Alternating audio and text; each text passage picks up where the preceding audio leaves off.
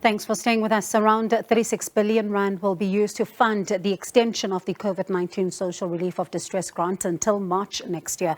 There's been an increase, of course, in various other social forms of grants, and Finance Minister Enoch Godongwana says South Africa's economy is facing significant risks and uncertainty is also on the rise. But the extension of the Social Relief of Distress grant could signal a long way off when it comes to the finalisation of a more permanent alternative. Let's deliberate further now with Social Policy Initiative Director Isobel Frye. Thank you so much for your time this evening. Pleasure. Thanks for inviting me in, Bongi. Last year, we heard about a budget that was between, livelihoods as well as saving lives at the same time. Now, the minister coming out, and I'm borrowing from his words, saying that this is not an austerity budget. It is a budget that makes tough trade-offs in the interest of the country's short and long-term prosperity. Did it hit the right notes? I'm afraid not at all. And it was interesting that there was a negative reference to austerity budgeting, because for many of us, that is exactly what this is. I mean, we see debt consolidation. We see with an aim of a primary surplus, which in a time of immense crisis, as the president said, existential crisis of the nation, to be attempting to target the budget deficit reduction over the next 3 years makes absolutely no sense. I think the point about social grants is also quite horrific, given the reality which is on the ground. Again, in a column that I wrote recently, I said it's as if there's an opposition within cabinet. We have the president coming out with one very firm statement. It's pro-poor, it's recognising the challenges that ordinary people are facing, and the growing destitution and the hopelessness that comes with poverty. And a couple of days later, we have the Minister of Finance today taking away all hope from people. I mean, the social relief of distress was announced for another 12 months, but definitively, that's it. There will be no extension after this 12 months. And I was going to get to that, because a number of people are saying rather bring in almost like a permanent kind of alternative, because other people are saying that the basic income grant should come in, but others are saying the more you keep on extending this, it's also creating a sense of, uncertainty as to where you are going here. So it's extended by another 12 months. Was this a good move?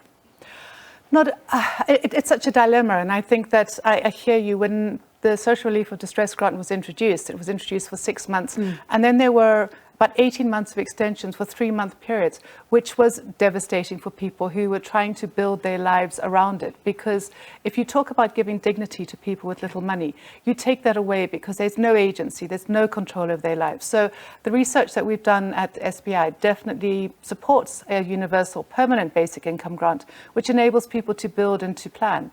The other thing that we need to be very conscious of is the number of people have been slashed who will be eligible, but also the amount, because don't forget, it's called the 350 grant because it's never been increased. The actual purchasing power, according to our analysis, is 280 rand from the 350 grant. So in the midst of everything else going up, the actual purchasing power has been greatly reduced. So how a ruling party, I mean, let's go into the political economy of this, is going to enter into an election year, as your previous guest Owen was saying.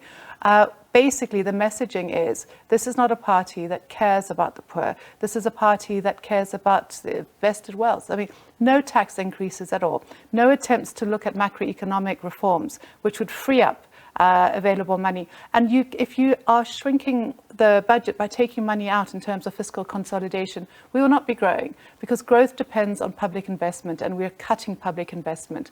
The debt consolidation comes at the cost of public expenditure, not at the cost of tax overreach. And I suppose one of the other things, I mean, when you look at the 350 rand grant, is also now the difficulties when it comes to more people being onboarded back into it, because there's people that are talking about just how the conditions have become more stringent, and some of them are not even able to get back onto that particular system and are being left behind.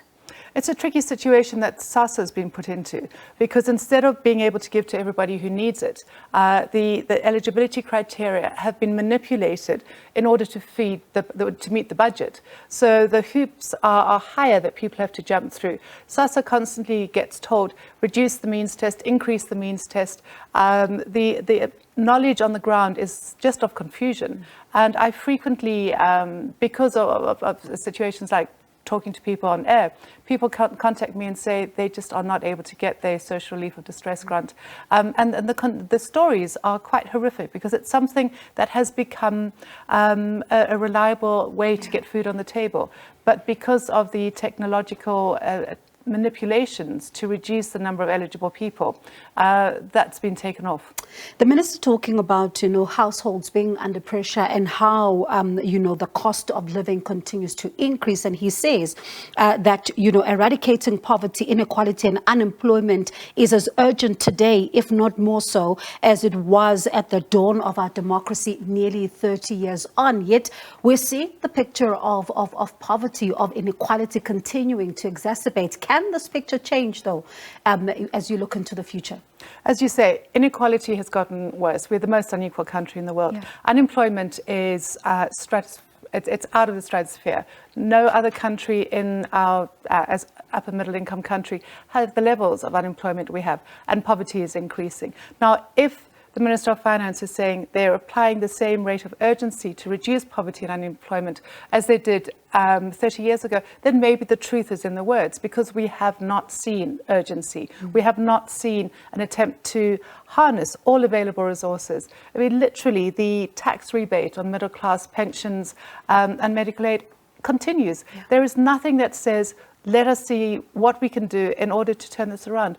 There's a lot of research that's been done by a number of organizations and institutes that says this is the way to do it. Subvert the growth paradigm, make sure that communities and individuals, households and communities are building that up, as has happened in places like Vietnam and Brazil. But instead we get this attempt for this orthodoxy, which has been proven empty, this top-down, trickle-down, which hasn't happened for 30 years. And that's what we're getting the signaling of. And you think about the energy crisis as well, which is further compounding this particular situation. And the minister saying that they're trying to ease the impact of this electricity crisis on food prices through the refund on the RAF levy. And they're saying that this, of course, is going to try and cushion the blow for 2 years. Can it work? It seems to be a very remote trickle down. I think that the problem is when policymakers try to use one policy in a very blunt way to address many things. The RAF fuel levy, that's really good. That puts more cash in the pockets of people who depend on transport. Transport's one of the main inflationary pushes, so that is good. But that will certainly not bring relief to tables in almost 60% of households across the country where poverty is the daily reality.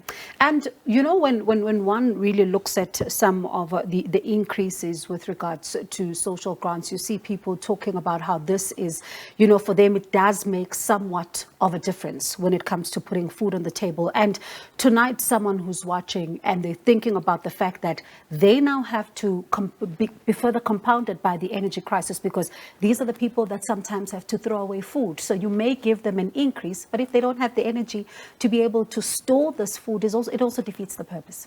And the cruel irony is that we know from basic arithmetic that if you buy in bulk, you're able to save. That's what we get told at every supermarket till. And yet if you buy in bulk, you end up throwing away because you can't, because the food goes off, because your power is lost. It really is what people call a perfect storm. And the fact that this is going into an election is very, very troubling, I think, in terms of where ordinary people's interests lie.